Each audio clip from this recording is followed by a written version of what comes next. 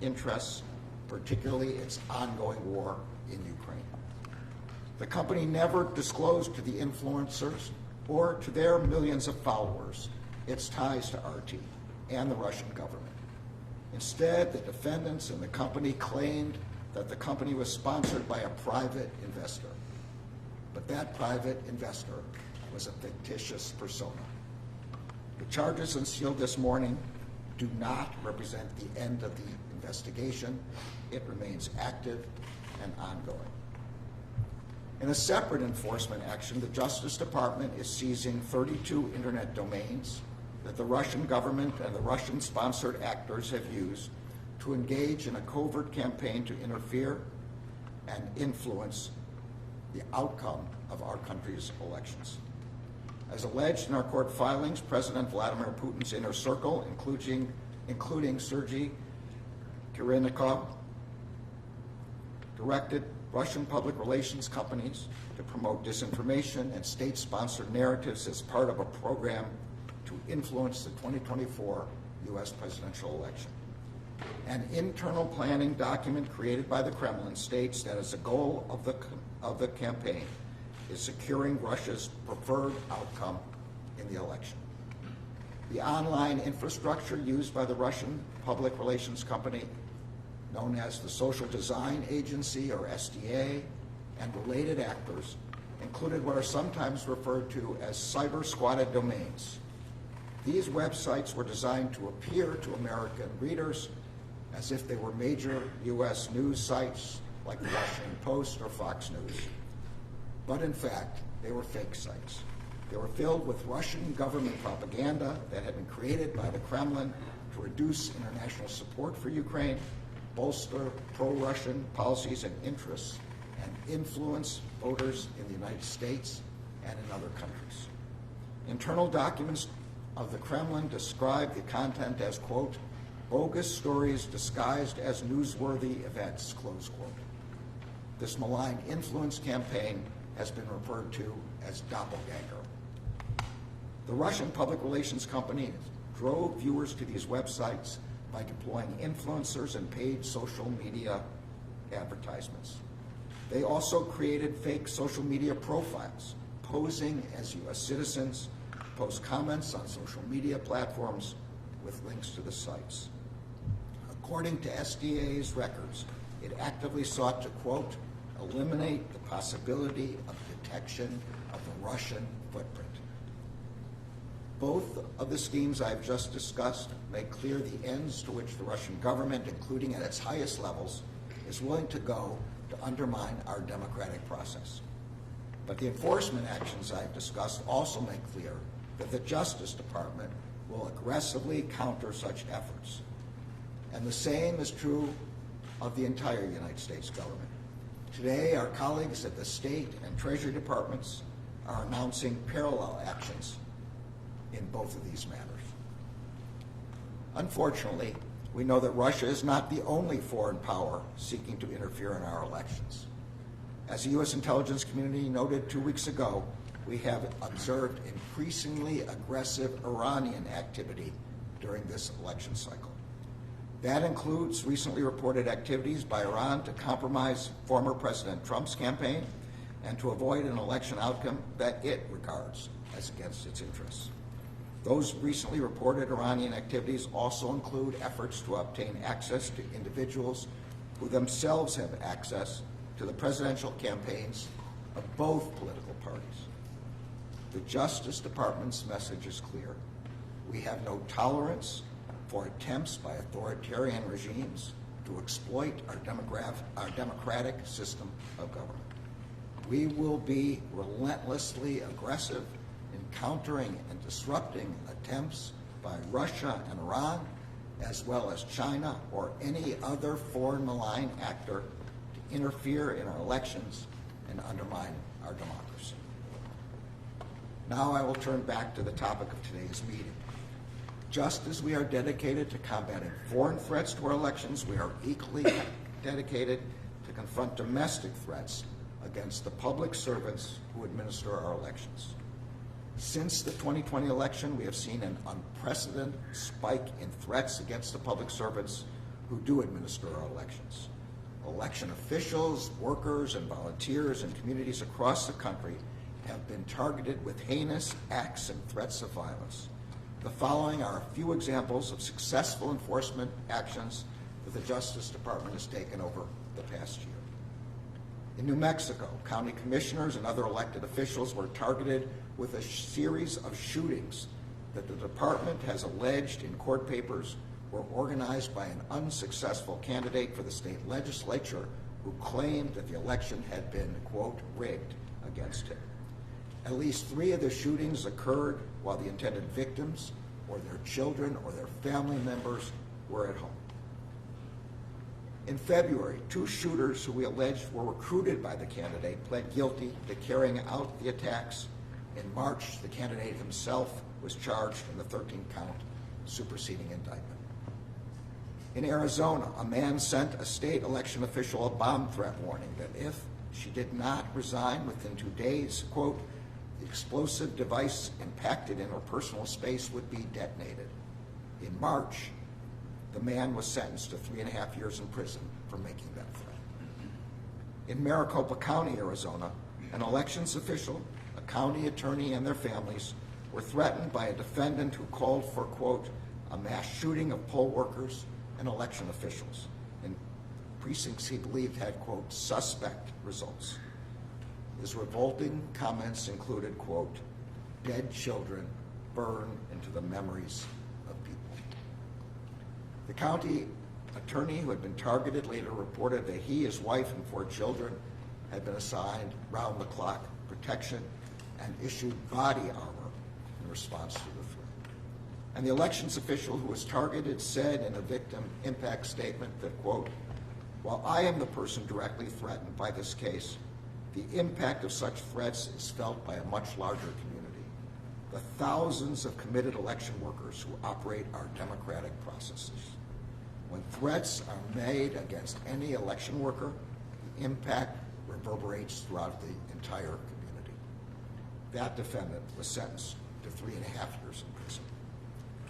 In recent months, our enforcement actions have continued. In July, we secured the guilty plea of an Alabama man who repeatedly threatened to kill Maricopa County election workers and officials.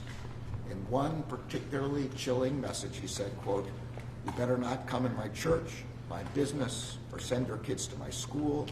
You are stupid if you think you are safe. His sentencing is scheduled for next month. Also in July, the Justice Department secured a 14-month sentence for a man who sent a death threat to a Michigan election worker. In a voicemail, he said, quote, 10 million plus patriots will surround you when you least expect it, and he added, we'll kill you. Less than 2 weeks ago, we charged and arrested a Colorado man for allegedly threatening the lives of election officials, judges, and law enforcement officials in both Colorado and Arizona. As I have said before, and I will reiterate again today, these cases are a warning. If you threaten to harm or kill an election worker or official or volunteer, the Justice Department will find you, and we will hold you accountable. In a democracy, people vote and argue and debate, often loudly, in order to achieve the policy outcomes they desire. And the Justice Department will continue to relentlessly protect the rights of all Americans to peacefully express their opinions, beliefs, and ideas. But the promise of our democracy is that people will not employ violence to achieve their preferred outcomes. The public servants who administer our elections must be able to do their jobs without fearing for their lives. That is why this task force has been marshaling the full resources of the Justice Department to aggressively investigate and prosecute threats targeting election workers, officials, and volunteers. And we will continue to do so in the months ahead, when the task force will build on the partnerships with state and local election officials and law enforcement officials tasked with protecting them.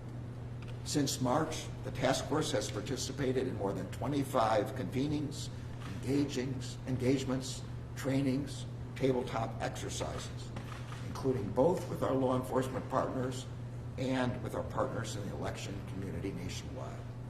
Over the next several weeks, task force representatives will be on the ground meeting with election workers. And in early November, both in advance of and after Election Day, the FBI will be hosting federal partners at its headquarters command center to address events, issues, and potential crimes related to the elections in real time. Election officials and administrators do not need to navigate this threat environment alone. We are here to support them and to make sure they can safely carry out their critical work.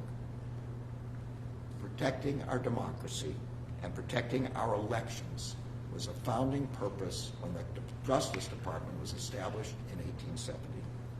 The department answered that charge then, and we will answer that charge today as we confront those who would use violence or threats of violence to attack those who administer our elections. Now I'd like to ask the Deputy Attorney General to make some remarks. Thank you very much, Mr. Attorney General, and good afternoon, everyone. I also want to start by expressing my sympathies to the families who have been impacted by yet another horrific act of gun violence, this time in Winter, Georgia. I also want to extend the department's support for and solidarity with the members of law enforcement and community members who are responding to this tragedy. Now, we are fewer than 65 days out from the election, and this convening reflects the diverse and aggressive threat landscape that we face and the breadth of the department's work that we are doing to combat those threats. In our increasingly polarized environment, we're seeing continued threats toward election workers, those who ensure that we all can exercise our most fundamental of rights, the right to vote. And we are identifying dangerous foreign actors working to spawn division, discord, and disinformation, particularly across social media. Threats of violence to public officials, including election workers, represent a clear and present danger to our democratic process. That's why we established the Election Threats Task Force to investigate and prosecute the growing number of threats directed at the public servants who make our elections possible. Dedicated career prosecutors and FBI agents carry out this work across the country every single day, working hand in glove with state and local law enforcement. In recent months, as was just detailed, the task force has continued to prosecute threats toward public servants, and we will continue working tirelessly with our law enforcement partners to ensure threat actors answer for their actions. Because a threat to any election official, worker, or volunteer is at bottom a threat to our democracy. The Election Threats Task Force convened today fits into a larger effort by the department to safeguard our elections. A critical element of that work includes combating foreign malign influence activity as illustrated by the actions we've announced today. Our foreign adversaries' primary goal is to undermine confidence in our democratic institutions and values, including working covertly to influence and manipulate our elections. Today's actions, as laid out by the Attorney General, reaffirm that Russia remains a predominant foreign threat to our elections. And as the intelligence community has publicly reported, and as I have previously warned, Iran also is accelerating its efforts to influence our elections, including the presidential election. Today's actions reaffirm the department's ongoing commitment to detect, investigate, expose, and hold accountable all those who perpetrate foreign malign influence schemes. In our work combating and exposing actors affiliated with Russia, Iran, or any foreign actor seeking to influence our election will continue day in and day out without fear or favor.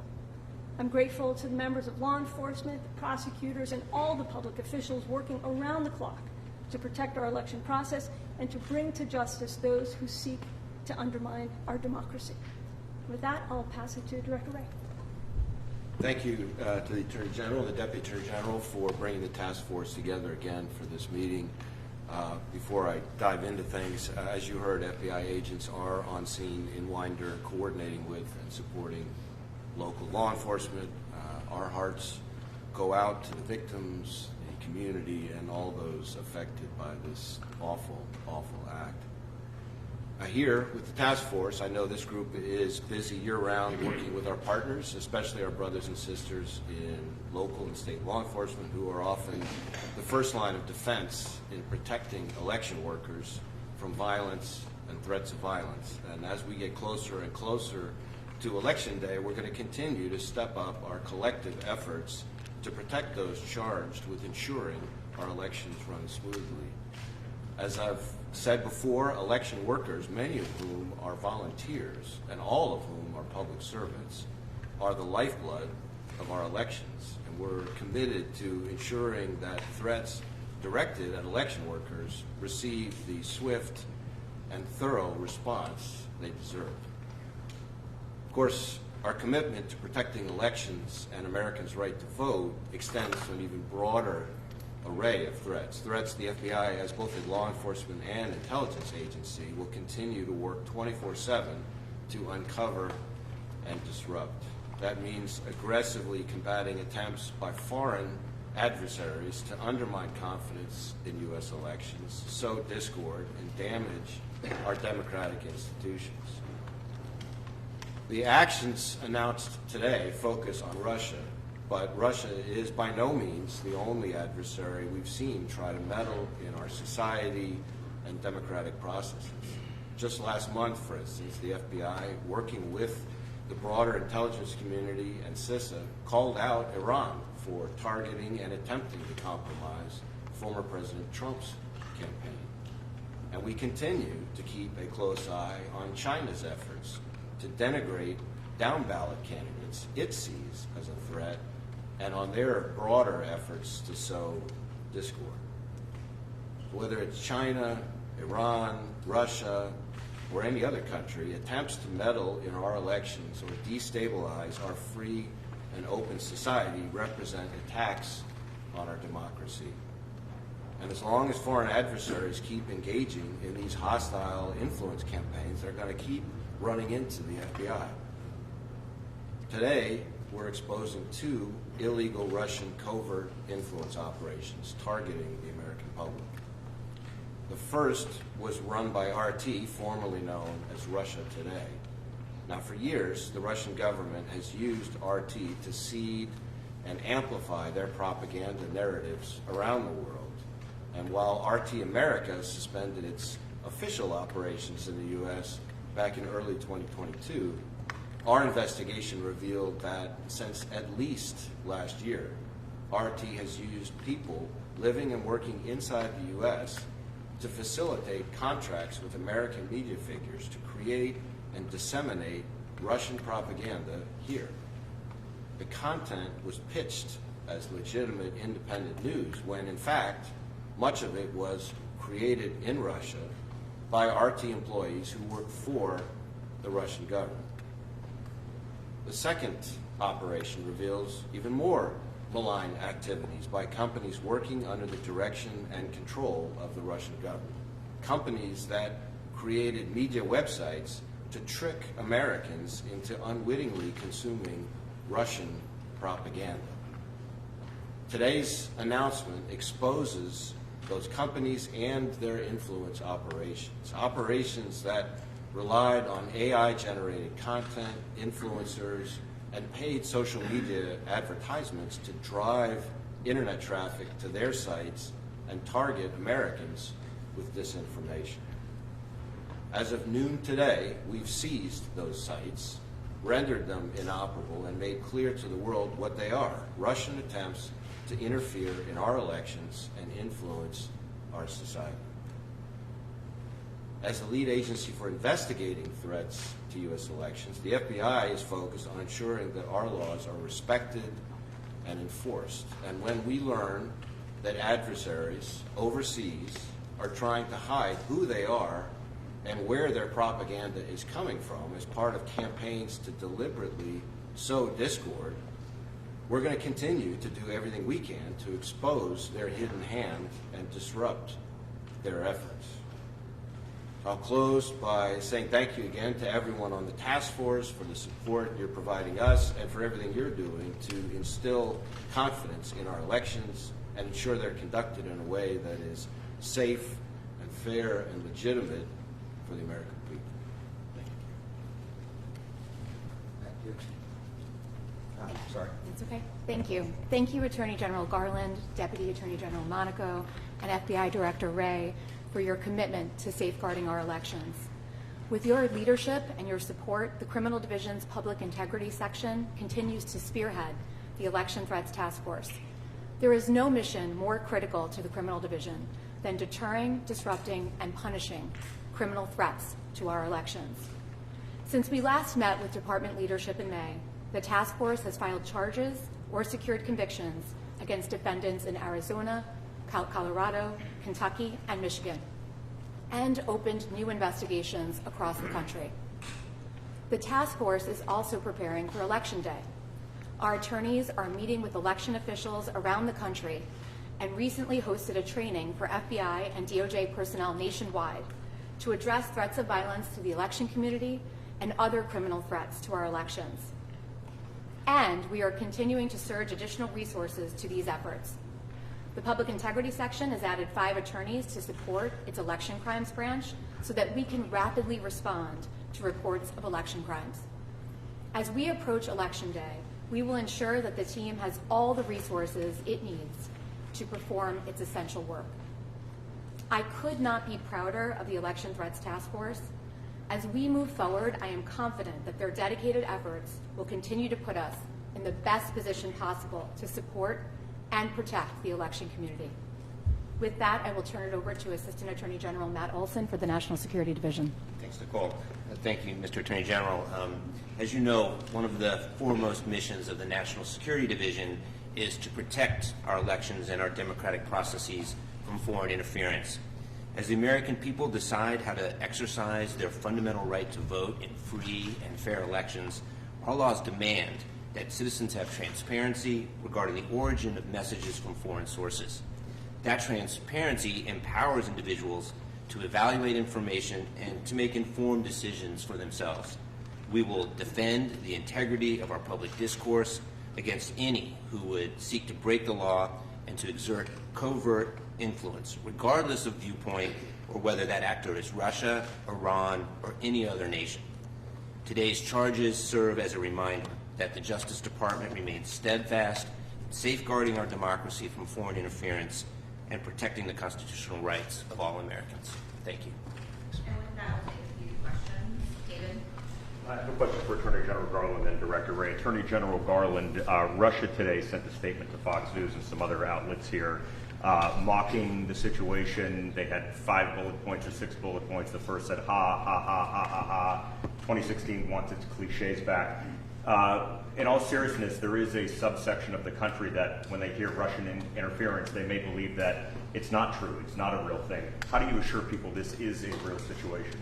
I'm sure that was much funnier in the original Russian, but for us, it's not funny. This is deadly serious, and we are going to treat it accordingly. Director Wray, if I can ask you, you've been talking about China for years now and the threat of China. Also Iran, you both briefly mentioned Iran and potential influence there. What is your message directly to the leaders of China and Iran who are watching through that camera lens right now? What do you want to say to them over the next few months and beyond? Knock it off. As long as adversaries keep trying to influence and interfere in our society and our democratic processes, they're going to keep running into the FBI, and we're going to keep calling it out. And I think nations around the world have started to also see the same activity. It's not the kind of activity we would expect from the nations that want to play in the first world space. Next question, Alana. General Garland, I'm wondering if you can talk about how the Russian effort to influence the election has changed from prior election cycles. What new strategies are you seeing the Russians deploy this year?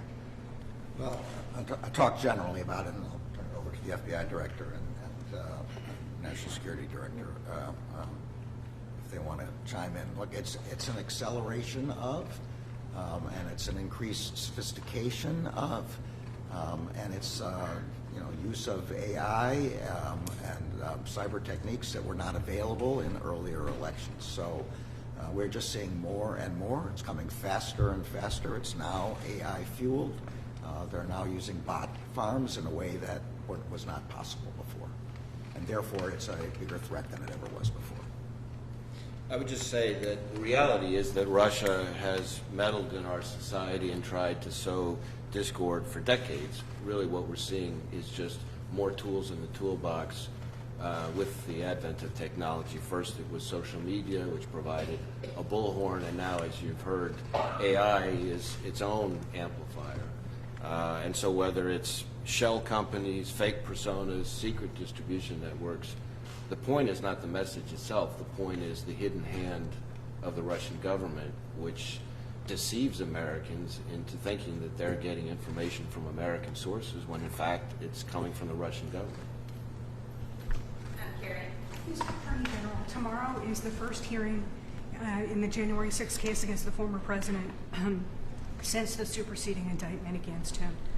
He's called these new charges election interference and a violation of the Justice Department policy against doing something too close to the election.